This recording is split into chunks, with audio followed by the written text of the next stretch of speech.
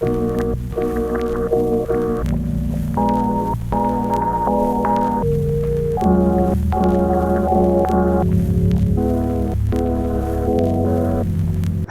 день, уважаемые зрители канала журнала «Илин». Мы приветствуем вас.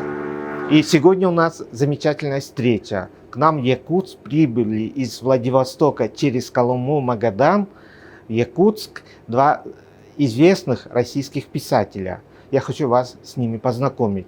Василий Авченко из Владивостока и Михаил Тарковский из Красноярска. И сегодня у нас беседа с ними о литературе, о жизни и о их творчестве.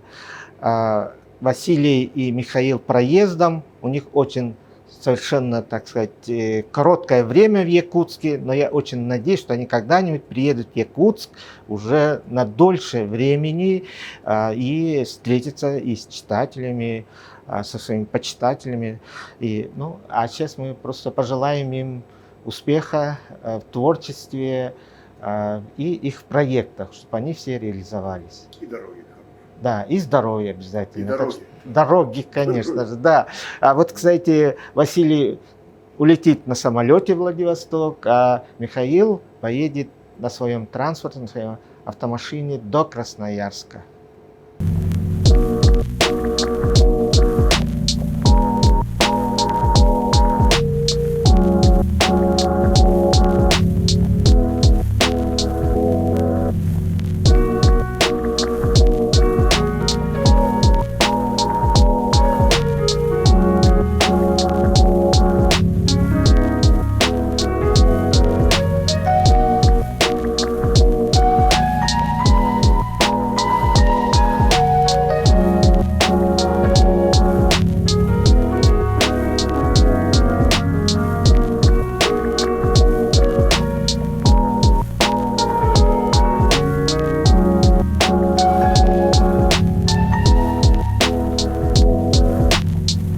Василий, вот у тебя недавно вышла книга «Дальний Восток.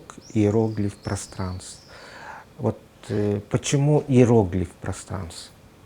Ну, я исхожу из того, что так же, как любой человек, любая территория тоже представляет собой некую загадку, некий шифр или код, который можно попытаться разгадать, расшифровать. Вот здесь я сделал попытку расшифровать ту территорию, которую у нас в стране принято называть Дальним Востоком. Хотя к этому термину тоже могут быть различные вопросы.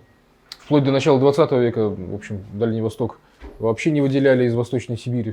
Все вот это гигантское пространство называли Восточной Сибирью. Потом стали говорить о Дальнем Востоке.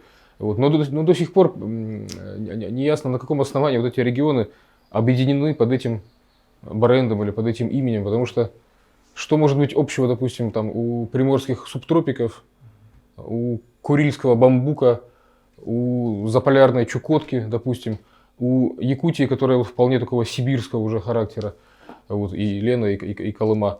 Вот. И плюс очень слабые транспортные связи, то есть гораздо чаще и проще мы летаем из Владивостока в Москву, или из Хабаровска в Москву, или там, из Петропавловска-Камчатского, а друг к другу в гости, к сожалению, ездим гораздо реже.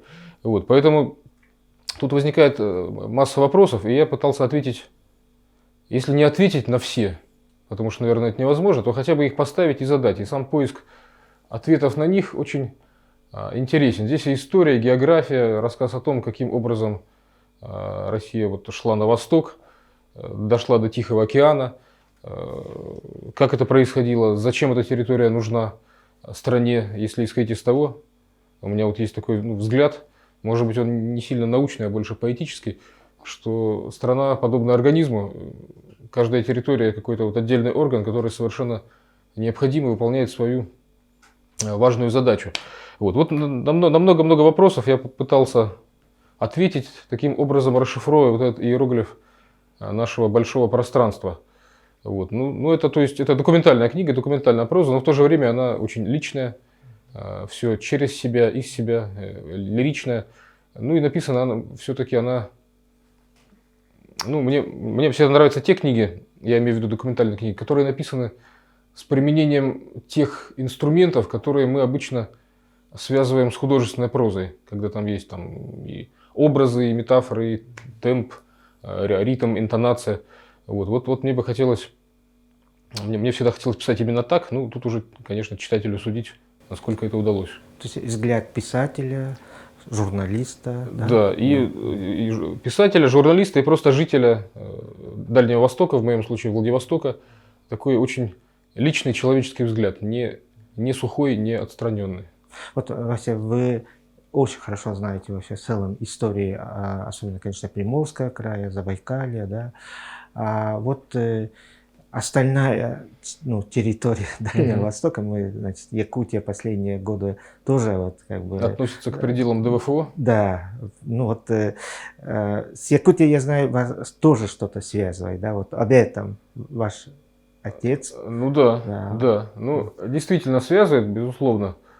Вот, с одной стороны, понятно, что, ну, поскольку история мне все-таки не чужая, я воспринимаю вот эти исторические события, движение первопроходцев на восток, я это как-то воспринимаю тоже очень, очень близко к сердцу. Для меня это совершенно не далеко и не чуждо.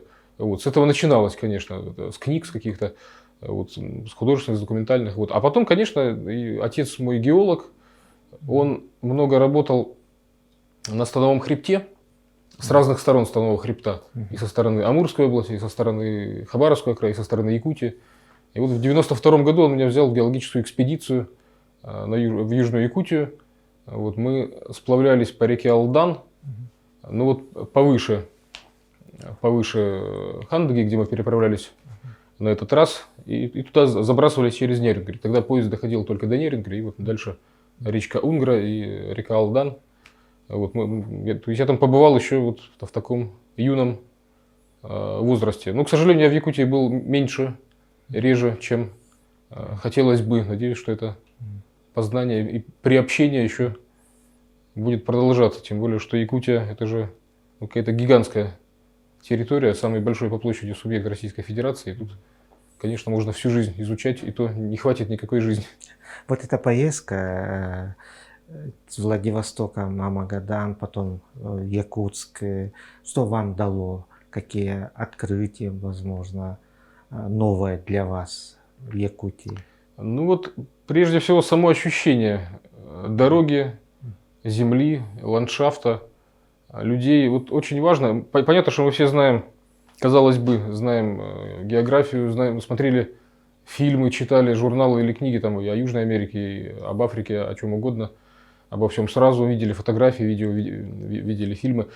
Но все равно получается так, что пока сам не побываешь, не подышишь воздухом, не пройдешь ногами, то территория вот как-то она все равно не воспринимается. А вот стоит побывать, и ты уже ощущаешь себя как часть этой территории, и интерес к ней, ну, совершенно иной становится. Этот градус этого интереса сразу увеличивается. Вот. То есть понятно, что поездка очень насыщенная, содержательная, она много дала, просто пока мне сложно сформулировать все, потому что вот, ну, чисто если по-журналистски, конечно, я могу написать какой-то репортаж, что называется, по горячим следам, и, наверное, это сделаю. Вот, это делается быстро, вот, какие-то впечатления, какие-то встречи, там что-то где-то. Вот. Но мне бы хотелось, конечно, чтобы потом это как-то вот отразилось более серьезно, вот, может быть, вот, и в какой-то книге. Вот. Ну и еще очень ценное ощущение, просто когда куда-то вырываешься, это дает, ну, голова как-то начинает работать по-другому, просто по-другому. Какие-то приходят мысли, образы, поэтому вот такие поездки очень полезны. Притом я специально хочу заметить, что в принципе я путешествовать, как ни странно, не люблю. Вот как-то я уже, ну не знаю, мне дома нравится сидеть. Вот я бывало, что отказывался там от разных каких-то заграничных там поездок, вот, или столичных. Вот. Но есть места, которые связаны, ну, вот, наши дальневосточные места прежде всего. То есть у меня есть мечты, связанные с Курилами, и с Чукоткой. Вот. И вот от таких поездок, Колыма, Якутия, конечно, я не то что никогда не отказывался и не отказываюсь, но всеми силами их стараюсь организовать, потому что это важно для меня лично. А, допустим, поехать куда-то там, ну, в Европу, допустим, оно тоже вроде как неплохо и интересно, но вот для меня лично это не важно. Я вот думаю, что вот в сердце это не отзовется. А Вот эти наши территории, там, или вот в Бодайбо мы ездили, опять же, с Михаилом Тарковским. Вот это очень важно. Это вот, чувствую, что вот это мое, и оно и по-человечески важно, ну и вот в творческом плане тоже. Ну, то есть вы постигаете, так сказать, страну Дальнего Востока, Конечно. да, в этих По поездках. мере возможности, да, да. Тут разные есть способы и наблюдения, и общения, и, конечно, изучения различных материалов, исторических и художественной литературы. Вот такое постижение, да, это сверхзадача. А Вася, вот фестиваль литературы Тихоокеанской России, Да. я вот понимаю вас как ну, душа этого фестиваля, да, и премия имени Арсеньева, в том числе тоже, мне кажется, вы в какой-то степени подтолкнули эту идею. И вот была очень интересная дискуссия. Культурный код Дальнего Востока. Мгм. Вот что нас объединяет? Вот, пожалуйста, тоже об этом. Ну, действительно, я был в числе тех, кто придумывал фестиваль и премию. Вот не один я, естественно, там была такая, в общем, коллективная работа, где каждый приносил что-то свое. Вот в Владивостоке это Виктор Суханов, председатель Союза журналистов Приморского края. Вот в Москве это Вячеслав Коновалов, который там со своей стороны вел организационную работу. Вот. Ну, я тоже приложил руку определенную. Вот. Это хорошо, наверное, в том плане, что нужна некая такая культурная децентрализация страны, чтобы не все происходило в Москве или в Петербурге. Чтобы у нас, на наших, там, не обязательно в Владивостоке, там, в Южно-Сахалинске, допустим, или в Магадане, потому что Владивостоку и так внимания довольно много оказывается. А вот, допустим, вот за Магадан или за Петропавловск-Камчатский мне как-то вот более обидно, больше болит душа, потому что вот им такого внимания там, и человеческого, и финансового не хватает гораздо сильнее. Вот. Ну, что касается культурный код, тут тоже у меня вот нет простого ответа на этот вопрос. Конечно. Но действительно дискуссия вот здесь, ну, получается, что, как говорится, цель не что, движение к цели. Все, вот, наверное, вот эта дискуссия, она как раз самоценна, потому что вот этот поиск, он полезен с точки зрения познания и осмысления. Вот. Его надо продолжать. Вот. Ну, тут, конечно, ну, вот я бы назвал два слова таких, которые, мне кажется, отражают суть Дальнего Востока, каким бы различным внутри себя и разнородным внутри этой территории он ни был. Это слова «передовая» и «полигон». Передовая не только в военном смысле, хотя и в военном тоже, если вспомнить противостояние с Японией, полувековое практически, с начала 20 века и до середины 20 века. Близость, значит, границ азиатских государств, вот, связанная с этим такая вот какая-то милитаризация, потому что понятно, что особенно в приграничные регионы, это Приморье, Хабаровский край, Амурская область, вот, они в советское время они были очень сильно военизированы, а даже на Чукотке сразу после войны в 1946 году уже стоял горно-стрелковый корпус, потому что начиналась холодная война с Америкой, и вот боялись десанта с Аляски, а американцы боялись десанта с Чукотки и тоже туда вводили войска. Вот. Но передовая не только в этом смысле, потому что сейчас, если говорить особенно вот о Владивостоке, который южное положение, морской порт, аэропорт, железная дорога, передовая в смысле культурного соприкосновения с Азией, потому что вот это деление, ну, принято делить вот в классической географии Европу и Азию по Уральскому хребту. Вот. Но, например, для китайцев, которые приезжают к нам, для них, например, Владивосток – это такой ближайший европейский город, как ни странно. И там вот в этой зоне такой вот приливно-отливной или такой прибойной полосе происходит вот это соприкосновение.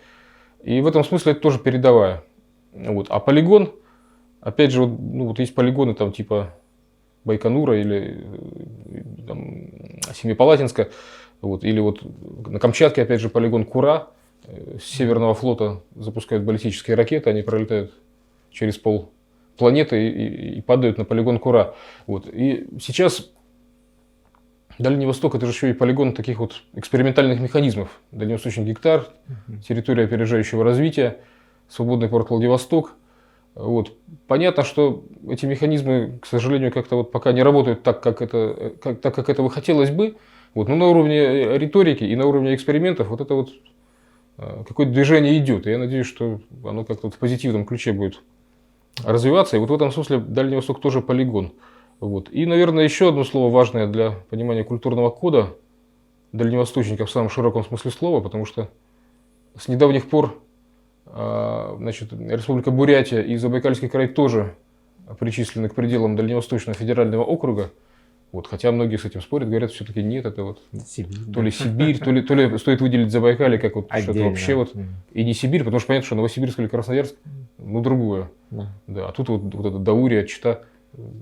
Вот. Но тем не менее, если мы берем уж так вот, это же не точная наука. Ну, это административно. Да, если хотя бы от чего-то надо отталкиваться, ну проще всего отталкиваться от административных границ, вот, то, мне кажется, тут слово преодоление очень важно. Преодоление, сначала это было преодоление пространств, преодоление каких-то суровых таких климатических обстоятельств. Вот. Но даже сейчас, когда, в общем, все спокойнее, чем в 17 или 18 веке, вот, все равно вот это слово преодоление, оно, мне кажется, для дальневосточника остается важным. И мне бы хотелось, конечно, чтобы мы преодолели вот эти демографические негативные тенденции, которые уже, наверное, 3 десятилетия с начала 90-х годов на Дальнем Востоке у нас продолжаются. Вот. То есть Колыма, Чукотка вообще потеряли там население невероятное количество. И даже из Владивостока, в общем, такого... А вы здесь оптимист или пессимист? Я не скажу, что я оптимист, вот, потому что, ну, когда видишь вот эти все процессы, которые происходят, и когда не знаешь, что их остановит, что переломит все это, то, конечно, тут сложно быть оптимистом. Вот, если с научной такой точки зрения подойти, там, социологической, с антропологической. Другое дело, что если быть пессимистом, ну как-то тогда жить совсем как-то неохота, бессмысленно как-то жить, очень грустно жить пессимистом, поэтому всегда надеешься даже, ну, надежда умирает последней, надеешься на фактор, который можно назвать словом чудо. Вот, на что ты надеешься, что вот что-то, как говорил, кто говорил, наверное, украинский философ Сковорода говорил, верую, ибо абсурдно. Вот иногда хочется веровать, даже если абсурдно. Но потенциал огромен все-таки, да, регион Дальний Восток, чисто с точки зрения... Конечно, потенциал огромный. Вот. Другое дело, что слово потенциал, вот его обычно вот используют тогда, когда ничего нету, результата нету, зато есть потенциал. Например, как он подает надежды. Да. Там, про молодого писателя говорят. Он должен подавать хорошие книги, а не надежды. Хорошо. Надеждами сказать не будешь. Но потенциал есть. И в том числе вот эти вещи вот, связаны с оживлением Северного морского пути, Да. со строительством второй ветки БАМа, вот, с экспортом сырья в Азию. Вот. Я надеюсь. Значит, переходя уже в литературу, ваши герои ЖЗЛ, «Жизнь злосчастных людей», Александр Фадеев, Олег Куваев. Вот почему эти писатели? Да, действительно, Фадеев вышел в серии ЖЗЛ, издательства «Молодая гвардия», где как раз вышли твои книги про Аюнского и Амосова. И это очень здорово, потому что очень редко люди не московские в этой серии публикуют книги. Вот я так навскидку вот вспомню только еще Александра Румянцева из Иркутска, который опубликовал биографию Александра Вампилова, драматурга. Вот. Поэтому это хорошо, что вот мы так как-то представляем регион в этой популярной, раскрученной книжной серии, почтенной. Вот. А книжка про Олега Куваева, которую мы написали в соавторстве с нижегородским филологом Алексеем Каравашко, она вышла, кстати, не в ЖЗЛ, она вышла в редакции Елены Шубиной, Да. тоже в Москве. Ну, про Фадеева тут было две причины, наверное. Первое то, что в перестройку и после перестройки, вот, когда вот это все пошло переосмысление и качание маятника там, в обратную сторону, то вместе с водой выплеснули очень много полезного, нужного, вечного. Вот. И вот тогда там и на Аркадия Гайдара были нападки, и Фадеева как-то отодвинули в сторону. И я уже там в школе что-то читал Фадеева, а потом его забыл там напрочь на много лет. И тоже как-то вот считал, что это давно ушло, что это неинтересно, не актуально, давно, в общем, так, какой-то там был когда-то писатель. Потом мне попался под руку как-то случайно его книга «Разгром». Я ее прочел, перечитал, давно не читал с детства. И просто удивился тому, что, во-первых, насколько это хорошая литература. Как стихотворение написанная книжка, небольшая, компактная.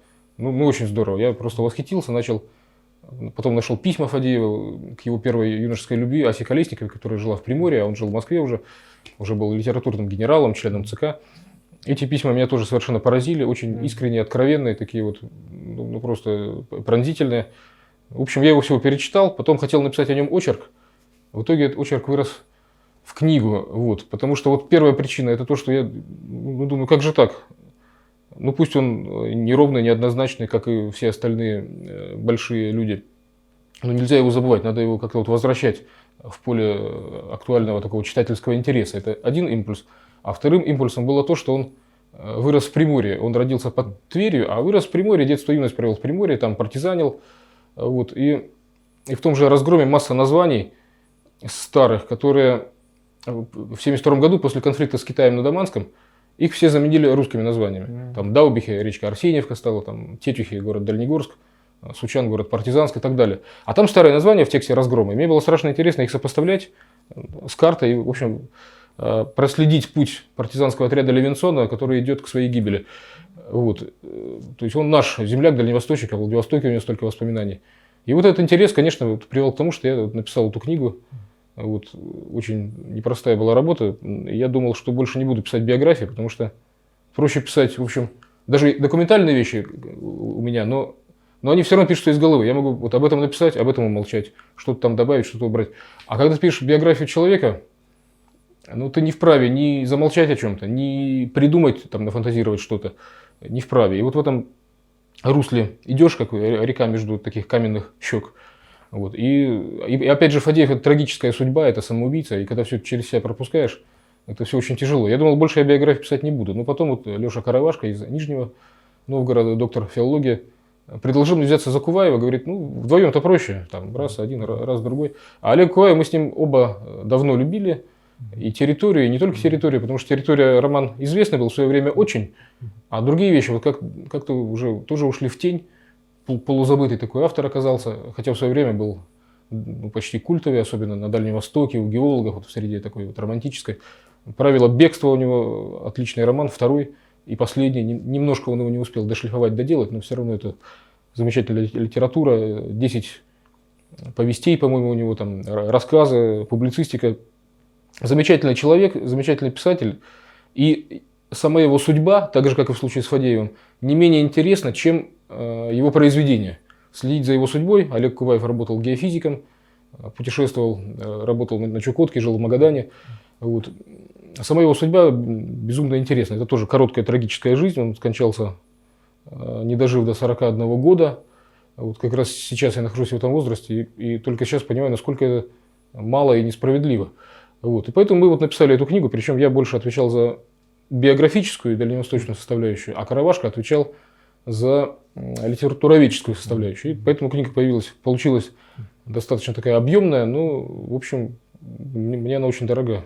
Я думаю, что тему Куваева мы будем как-то продолжать, и надо его переиздавать, потому что был трехтомник, но вот надо издавать, наверное, полное собрание Куваева с теми письмами и дневниками, которые не публиковались вообще, с комментариями и так далее.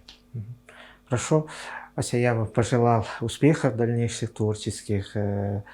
Сейчас ехать в порт, лететь в Владивосток. Да. Но я надеюсь, что мы найдем возможность продолжить наш разговор, да, потому что много о чем можно с вами, да, вот, поговорить. Так что, Василий, я еще раз успехов и счастливого полета. Спасибо, Олег.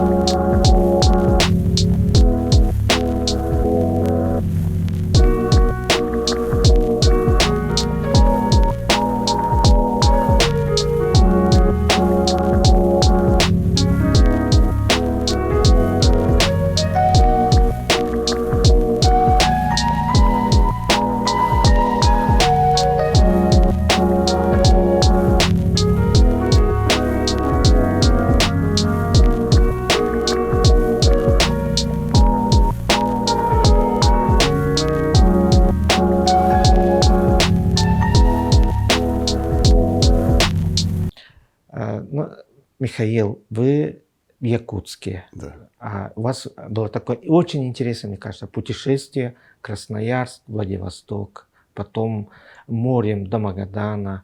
И вот эта дорога до Якутска. Каковы ваши впечатления о Якутии? Я больше, конечно, спрашиваю о Якутии.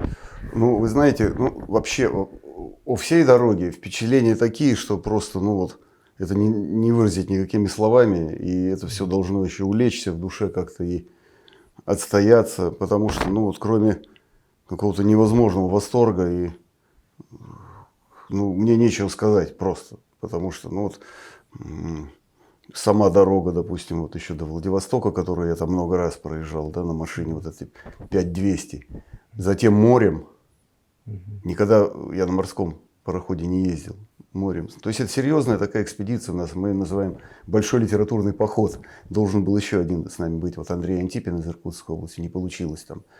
Вот, значит, Магадан, и едем сюда уже по Колымской трассе, вот, смотрим, как меняется природа. Вот, и вот мы, наконец, пересекаем границу Магаданской области Якутии, вот, и ночуем в Усть-Нере. Вот здесь Индигирка, горы. Такая фантастика. Вот эти вот там такие на склонах формы выветривания, морозобойное выветривание. И такие, мне даже казалось, что это какие-то как будто такие шаманы к вершине поднимаются. Вот такой толпой мистической. В общем, ну, никакими словами не выразить, в общем, то, что вот мы видели. Вот, затем едем. Оленя видели, оленушку с маленьким, значит, с малышом. Рядом прямо стоит, по-моему, дикарь, мне кажется. Вот, значит, ну и ночевка «Теплый ключ». И уже хребты расступились к этому моменту. Вот это Сете-Дабан переехали. А там был Сунтар-Хаита. Вот, и уже мы здесь, и меняется природа.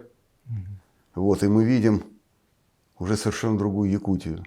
Мы видим Якутию сельскохозяйственную, кони, вот эти вот лошади, да, с такими гривами, вот, про которых я только читал все это. Вот эти вот бугры пучения. Булгунях. Да, булгунях. Вот эти, от которых я только по геоморфологии проходил. Это все мерзлотные формы, да. Значит, вот кафе, где по телевизору шел вот этот вот... Да. Ну, вот эти коновязи все время. Ну, то есть это все... Одно дело, ты читаешь про это, а другое дело, когда ты своими глазами увидел, это совершенно другое. Вот. И такое вот началось постижение Якутии, которое, конечно, хотелось бы, чтобы это продолжилось, потому что, ну вот, никогда не был действительно на Лене, был только в Верховьях. Вот, а здесь огромная страна практически, да, целый, огромный народ. Вот, и, конечно, за один день ты не поймешь якутскую душу. Вот, огромное вам спасибо за вчерашний день, вот, за это погружение вообще вот в Якутию. Ну, здорово очень. Вот, Михаил, у вас вот роман Toyota Кресто, да? И как я понимаю, вот в какой-то степени вот роман, он с Владивостока до Красноярска, потом Красноярск до Владивостока. То есть это, ну, какой-то такой литературный образ, который объединяет вот эти Восточную Сибирь, конечно, и Дальний Восток. Мне кажется, вот вы как-то это... Я не успел все, конечно, но то, что я успел вот открыть, посмотреть, мне кажется, это очень важное вот для вас именно Сибирь, Дальний Восток. Очень важно. Очень важно. И я долго эту книгу писал, года 4, наверное, там, по частям. Первую часть, я даже не думал, что продолжение будет. Вот, и там чем дальше, тем какие-то горизонты открываются. Потом я проехал вот к Васе Авченко в гости, ездил за машиной. И вот эту дорогу проехал. И в третьей части просто описание вот этой дороги. Это сродни вот этому путешествию. То же самое, какие-то встречи, случаи. Вот для меня это самая, конечно, важная тема. Вообще вот Россия от океана до океана со всеми ее переходами. И особенно, конечно, вот восточная. Там даже вот уподобляется Енисей, уподобляется корешку огромной книги. Вот, и правые страницы, левые, или там вот, орлу или орлану, орлу двуглавому, да, два крыла. И вот этот герой Женя, он, значит, ну, человек патриотичный, любит родину, вот всю историю принимает, никогда не занимается очернением прошлого, да, как сейчас вот нам навязывается, так сказать, что все, мы все плохие, значит, что ничего хорошего у нас не было, значит, ни в русский период, ни советский. Вот это я категорически не приемлю такой позиции. Да. И вот этот Женя, да, он болеет за вот это восточное, он называет это восточное крыло Орлана, все, что к востоку от Енисея, вот, потому что ему кажется, что эта часть, она как-то традиционно менее населенная, она ему представляется такой непонятой центром, непонятой Москвой, непонятой, недолюбленной в каком-то смысле. Вот. Хотя он и к Москве относится как к матери русских городов, никакого у него нету сепаратизма там. Вот. Но тем не менее, вот эта любовь вот к этому промороженному пространству, это важнейший момент, естественно, в моей жизни, потому что я не разделяю своих героев от себя. И сейчас еще одна страница вот открылась, белое пятно закрыто. Вот. А Михаил, вы географ, биолог? Я по биологом, профессии, хотел быть, полевым зоологом. Потом уехал на Енисей, работал на биостанции, а потом понял, что никакой ученый из меня не получится. И я решил пойти, начал уже много читать, стихи писать, и я устроился в Южно-Туруханский госпромхоз охотником, промысловиком, и началась другая жизнь. И как раз в Литинститут поступил в этом году заочно. Вот это удивительно. Да, и все, я решил, что я буду охотник и писатель. Все, и мне так легко стало. То есть вначале вас, когда вы закончили университет, вас направили, да? Нет, сам. Я пипец заканчивал. В все-таки- университет не поступил, я плохо учился, дважды не мог поступить. Потом поступил в педагогический, география, биология. А потом я пока учился, я уже в Сибирь каждое лето ездил в экспедиции. То есть мне предложили место постоянного сотрудника. И, значит, вот. То есть вас тянуло в Сибирь? Тянуло с детства. Это Бабушка интересно. мне давала читать, кроме классики, еще очень много вот литературы о Сибири и Дальнем Востоке. Вот, и если, кстати, если вы вот посмотрите фильм «Замороженное время», он такой автобиографический, там приводятся слова бабушки. Она говорила, что женишься на якутке, и она нарожает тебе кучу якутят. Это ее слова. Вот. Но я до Якутии не доехал только до Енисея. Но там были якуты тоже в Туруханском крае. Там Труханские. кеты, эвенки, селькупы, другой немножко. Вот. То есть до Якутии я не доехал. Вот, то есть ей это все было интересно. И она моего дядю Андрея Арсеньевича Тарковского, когда он закончил школу, ей показалось, что он попал в дурную компанию, она его отправила точно так же в экспедицию на Курейку с геологами, значит, постигать вот эту таежную сибирскую премудрость. А вот, Михаил, вы из семьи очень известных, это вообще гордость России, Арсений Спасибо. Тарковский, Андрей Тарковский. Спасибо огромное, да. Это, я вообще, вот такая высота.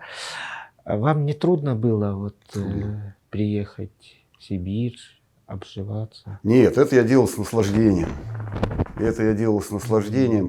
Мне это все было настолько интересно, что это было счастье, праздник великий. Потом я уже в школе, я уже был такой лесной довольно. У меня было там все, что нужно для этого. Вот, и я там выезжал в лес. У меня был рюкзак там огромный такой, там печка железная, палатка, которую я печку привез из Бодайбо. Да. И это все мое было. Вот. И я, так сказать, был счастлив тем, что оказался вот в этих краях и начал постигать. Сначала мне красота природы привлекала, а потом за этой красотой открылся образ трудовой Сибири, образ людей, у которых можно чему-то научиться. И это было очень, очень важно. Но вы сейчас, в общем-то, в современной российской литературе заявили у себя очень, скажем, достойно, в ряду, деда, дяди. И ваши герои — это сибиряки. Да, конечно, сибиряки. Да. Вы досконально знаете жизнь Сибири. Вот у меня тогда такой вопрос. Вот мы с Василием говорили о коде, культурном коде Дальнего Востока. А вот культурный код сибиряка, в чем оно, на ваш взгляд? Это тут можно вспомнить там областников сибирских и так далее, и целый пласт там интеллектуальной жизни, Сибири. литературу, вот, или о сибирской литературе, деревенской литературе. Конечно. Да, вот это все. Вот, а вот сегодня, вот, на ваш взгляд, культурный код Сибири? Ну, так не очень просто сходу Конечно, я ответить на понимаю. этот вопрос, потому что тут бывает целую книгу пишешь для того, чтобы вообще понять, что такое Ну, Сибирь мне и Дальний кажется, в Восток. ваших книгах это Да, да, да. заложено. Стараешься вот над этим работать, вот, и на это целая жизнь, в общем, нужна. Вот. И естественно, что, конечно, Василий Макарович Шукшин, Виктор Петрович Астафьев и Валентин Григорьевич Распутин. Вот если идти Алтай, Енисей, Байкал, Ангара, вот эти имена, мне кажется, они это, ну, главные имена 20 века. То есть это тот период, когда уже русский народ себя заявил. Вот раньше была дворянская литература, да, вот 19 век. Не берем 18, там 17, это отдельная история. Вот, значит, вот и здесь крестьянские писатели, вот из, так сказать, жители вот этих просторов, да, они сказали свое, ну, огромное слово. И вот, может быть, как через них попытаться, да, вот ответить на этот вопрос. То есть это люди, вот, которые все-таки, ну, уже 400 лет христианства в Сибири. И я такой, вот мне кажется, что такой образ, такой вот как бы черноземный такой слой уже крестьянский, он нарос, в отличие от Дальнего Востока, кстати, вот, которому меньше лет, и культуре дальневосточной меньше. Вот, и там не было такого вот этого крестьянского наземного слоя. Вот, а здесь он сложился и вот дал таких великих, значит, писателей. Вот, кстати, Вот. да, очень важно то, что вы сказали. Да, вот. Вообще, что вот меня всегда интересовало, ну, это как раз к культурному коду, вот, ну, сравнение вот Россеюшки зауральской, теплой Россеюшки, ласковой, приветливой, да, в которой вот мое детство прошло, и Сибири, где совершенно другая энергия земли, и она от человека требует большей силы, большего мужества, большего какого-то соответствия вот этим просторам. И, конечно, сюда шли люди крепкие, вот, кто-то приезжал в экспедицию, вот как и я, уезжал обратно. Вот, но таких, как вот мои товарищи, ну, вот я в том числе, нас настолько это поразило, захватило, мы себя почувствовали здесь мужиками настоящими. Вот это очень важный момент. И, наверное, вот это вот по поводу вот кода такого. Да, быть мужчиной, да, и уметь растянуть себя вот на эти огромные пространства, вот, морозные, таежные, горные. Ну, вот, наверное, вот в этом направлении. Вот, и плюс очень много людей интересных, очень много таких подвижников, людей, которые за традиционное, за многовековое, и строят музеи, выпускают книги, вот как Аркадий Григорьевич Елфимов. И, конечно, мне хотелось на них походить. И, в общем, Господь Бог тоже дал возможности музей вот построить, и храм православный в Бахте, и фильмы снимать, и так далее, и так далее. Сейчас вот пытаемся заказник сделать. То есть это, наверное, все вот из этой области. Да, вот вы создавали музей, да, и очень много сделали для того, чтобы вот это село, ну, как бы привнести культуру, литературу. Вот как население села вас воспринимали? Вы знаете, тут я немножко, наверное, не так вот ощущаю. То есть я, наоборот, учился у этих. У них, да. Конечно. У них, у батюшки Енисея. Вот. Ну, конечно, да, вот старался сделать так, чтобы там и храм был, и музей, и таким образом, чтобы село сохранилось. Потому что очень много сел вот за последние 20 лет, они просто были закрыты. Потому что нету школы, нету магазина. Ну, я думаю, вот, знакома вам вот эта картина и по вот, и Якутии, и Магаданской области, там это все еще более сильно Вот, а здесь вот получилось, что все-таки, я думаю, что там и школа есть вот в этом селе. Всего 200-250 человек максимум. Там такие небольшие поселки. Вот, ну, односельчане сначала были очень удивлены, что я что-то там пишу. Потом, значит, кто-то что-то прочитал, рассказы там, и как-то сказали, что ну там по-нашему пишет. Вот для меня это была большая честь была. Вот. А молодежи много? Молодежи довольно, кстати, много. Довольно много. И она так вот, она то туда-сюда, кто-то уедет, попробует в большом городе пожить, в Красноярске. У кого-то получилось, у многих не получилось или не захотели. Сказали, что мы не хотим в большом городе, мы хотим в каком-то поселке. И кто-то обратно вернулся. Прям целые есть даже семейные пары. Вот. То есть молодежи, в общем, вот демографическую яму мы прошли. Вот и детишек много довольно в деревне. А вот, Михаил, ну, возвращаясь к вашим родным, вот как они отнесли вашему выбору остаться в Сибири, родные, я имею в виду родителей, Бабушка. естественно, бабушка, Да. ну, с дедом, наверное, тоже вы общались? Было общение, но он отдельно жил. В общем, такого близкого не было. Был момент, когда я приехал и там со стихами к нему пришел, значит, показать, да, он, значит, сказал, в общем, ну там поругал. Он был уже в возрасте, и, в общем, мне кажется, ему все это трудно было. Он делал какое-то усилие над собой вот, для того, чтобы со мной общаться. Сидел, просто так молчал, вот, в основном в таком оцепенении каком-то. Вот. Ну, потом там сказал что-то, ну, это шуткой было, в меня Митрофанушка, он такой произнес. Значит, а вообще отнеслись, я думаю, двоякое было чувство, потому что, с одной стороны, вроде как бабушка сама это все устроила, вот.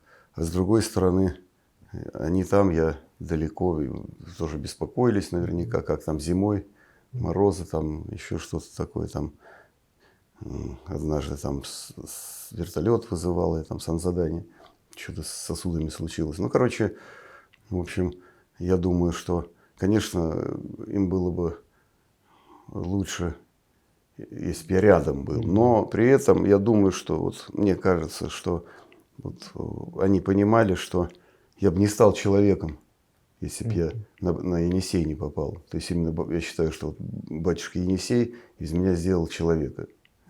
Личность. Вот. Личность, да. И они это понимают, и я думаю, что ну, любой такой человек глубокий, он понимает, как это важно вообще для мужчины, для мужика, да, вот, найти себя.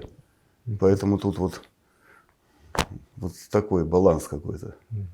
И я тоже просто вот думаю, например, про своих, вот про сына, там, про старшего, вот, в Москве живет. И я склоняюсь к тому, что я за то, что пусть он будет жить в месте, где он почувствует себя сильным, где будет его жизнь собственная, которую он сам себе придумал, вот, и сам окреп в этой жизни, и сам стал, значит, вот личностью. Он чем занимается? Ну, сын, он занимается, искал себя очень долго, сейчас просто вот, ну, нашел работу, чтобы как-то на ноги встать чуть-чуть. Нашел работу, что-то они там делают вот, по интернету, какие-то придумывают программы. Ну, он, по крайней мере, понимает, что он может, ну, как-то вот...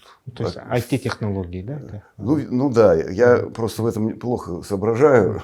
Вот. Что-то они там придумывают, какую-то программу. Вот. Но главное, что он чувствует, что он может содержать себя и будущую семью, если вот она у него будет, она обязательно будет у него, и для него это важно, я думаю. Вот. И в этом направлении вот у него такое движение, я очень рад. А так он вот сейчас ко мне приезжал, целый месяц мы с ним в тайге были, и ему очень все это нравится.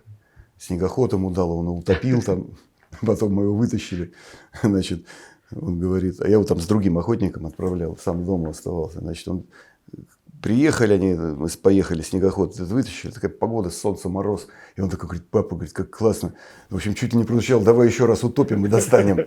Вот настолько ему понравилось вот это вот такое энергичное, вот это все такое силовое. Такая природа. Природа и то, что вот получилось, вот вроде утопили, вроде там авария, а потом взяли, там достали все это, выгнали, доехали до дома. Там. Вот. А вот все-таки не могу не спросить, да, ваш дядя Андрей Арсеньевич, вы, наверное, в детстве только общались? В детстве общался, а Мгм. потом общался по телефону уже, когда он уже был не здесь. Ага. Вот, и разговаривали по телефону с ним в день его рождения. Был такой довольно важный разговор. Я забыл, какой это год был. Он, видимо, он снимал, наверное, «Ностальгию», либо закончил. Еще не заболел еще он в этот момент. Вот, а он был в Курейке вот, в юности. И, естественно, значит, да, когда еще он был в России, и мы с ним общались, а я уже студентом был, и ездил вот в эту экспедицию свою. Вот, и мы с ним там на эту тему разговаривали, да, он говорил, что вот, да, что он был в этих местах, и такая фраза была: в этих местах надо жить. Вот он произнес. То есть он понимал силу этих мест. Вот, И вот он такой как был бы разговор. поддержал вас, получается. Ну, да? получается, да. Я не думаю, что он ко мне очень как-то серьезно относился, ну, какой-то там племянник там, вот, еще ничего из себя не представляющий, вот. Но, тем не менее, значит, вот такое одобрение какое-то было. Вот, потому что он, естественно, как родственник, он, ну, задавал какие-то вопросы, и когда по телефону там вот разговаривали, что ну как, ну что, ты вот собрался окончательно на Енисей, вот такие какие-то слова были. Я говорю, да, вот так вот. Он говорит, да, это там надо жить. Вот. Ну, вообще, вот у вас очень интересная генеалогия, да, семьи. Вот у вас мама ваша занимается, как я прочитал, да, вот это корни вот польские, Ну, когда-то, да, когда-то. дагестанские. Нет, дагестанских это все, значит, Вот, никакого основания не имеет. ага, Абсолютно, это просто, ну, неправда. ага, Просто там некоторые люди из Дагестана очень бы хотели героев дополнительных. Вот это все, так сказать, не так. Вот, а действительно, там, вот, видимо, где-то во время до Екатерины, вот, вот этот вот род, они военные были. Они жили на Украине, вот, и у них есть вот грамота екатерининская о присуждении дворянства. Ну, то есть они, в общем, ну, много веков, вот этот тот, видимо, человек с фамилией вот, Тарковский, они, значит, оказались в России и служили, значит, русскому государю. И вот таким образом, в основном военные были. Вот. А другой, там был род, тоже бабушкин. Я просто книгу сейчас пишу про бабушку. интересно. Да, и в это все погружен. Там были из священников Калужской области, другие были там из такого рода Дубасовых таких вот. Вот, в общем, ну, целая история. И сейчас вот тоже 3-й год уже пишу книгу, значит, там очень много всего надо было сделать. И самое сложное — интонацию найти, естественно. Вот все силы уходят на поиск интонации. Потому что пока ты не найдешь это фальшивое ощущение, невозможно ничего делать.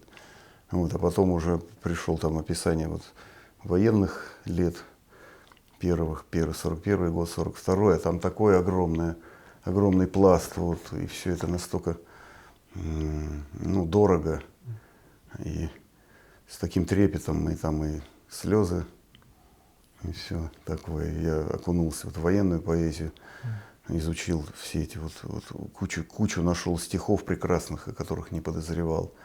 Вот, а дед, значит, ему 35 лет было, когда он, значит, в армию не брали по здоровью, он больной был, в общем, он все равно пошел на войну. Вот, и участвовал в написании, кстати, песни «Выпьем за Родину, выпьем за Сталина». Это вот они вдвоем эту песню написали. Потом Павел Шубин, с которым дед обедал 8 января перед 42 года, перед отправкой в действующую армию к Рокоссовскому, значит, вот Павел Шубин написал еще одну свою версию, называется «Волховская застольная», «Выпьем за тех, кто командовал ротами». То есть тут открываешь, и, в общем, аж дух захватывает, и мурашки бегут. Да, это, конечно, очень интересно, потому что, наверное, вот картина, да, семьи, вот как все это род, это очень важно. А вот, Михаил, вы поэт, прозаик, еще пишете для детей. Да, вот сказку. Ну вот, да, сказки. Вот что для вас в вашем творчестве, на ваш взгляд, ну, основное Но или основное, главное? все-таки основное, это вот, вот то, что называется проза. Мгм. Вот, хотя, вот, ну, там и обязательно я снимаю документальное кино, вот, и вот фильм «Счастливые люди» это был первый опыт. Потом еще два фильма были, и один из них про Енисей, Дальний Восток, вот «Жесткая сцепка», про старобрядцев. Вот. Это тоже важно, вот, но главное, конечно, вот, просто вот, ну, слово в прозе. Мгм. Вот, ну и вот я понимаю, что вам предстоит сейчас на машине ехать до Красноярска. Вот Якутия, ну я обычно этот вопрос тоже Мгм. задаю нашим гостям. Образа Якутии, вот для вас сложился образ Якутии? И каков он? Он, вы знаете, он еще, в общем-то, ну, очень такой предварительный. Я просто понимаю, что ну, вот, такое короткое погружение в Якутию, это, ну, уже по опыту знаю, что этого недостаточно. Вот, ну, что-то сложилось, но оно вот состоит из вот этой горной такой Якутии и Якутии вот равнинной, где вот эти кони пасутся, где эти багуняхи, вот, и все это такое, ну, вот для меня очарованная такая земля, которую нужно еще постигать. Что-то я вижу общее там с Бурятией, с Тувой, вот, но здесь все это, так сказать, помножено на другие совсем условия климатические, совершенно, конечно, особая земля, особая страна. Вот, и я очень надеюсь сюда вернуться и побыть подольше. Вот по лени, может быть, тоже Поплавать, проехать, да. поехать. Ленские столбы, да, там дельта Лены. Да, туда вниз, вот, ну, не знаю, вот, мне всегда интересно сравнить. Вот жена говорит, почему ты все сравниваешь? А мне интересно, мне сравнить Енисей, Лену, вот, что общего, чем они отличаются, вот, какие берега, что растет по берегам, что вводится, какая рыба там. Вот. Все очень, очень важно, очень интересно и очень дорого. Мгм. Ну, Михаил, большое спасибо. Я очень надеюсь, что вот ваш проект, идея, да, еще раз вернуться в Якутию, ну, получится реализовать. Так что Олег, спасибо вам огромное. мгм. Спасибо, что пригласили. Спасибо нашим зрителям. Да. Вот. И удачной поездки. Спасибо, это важно. Да? Да.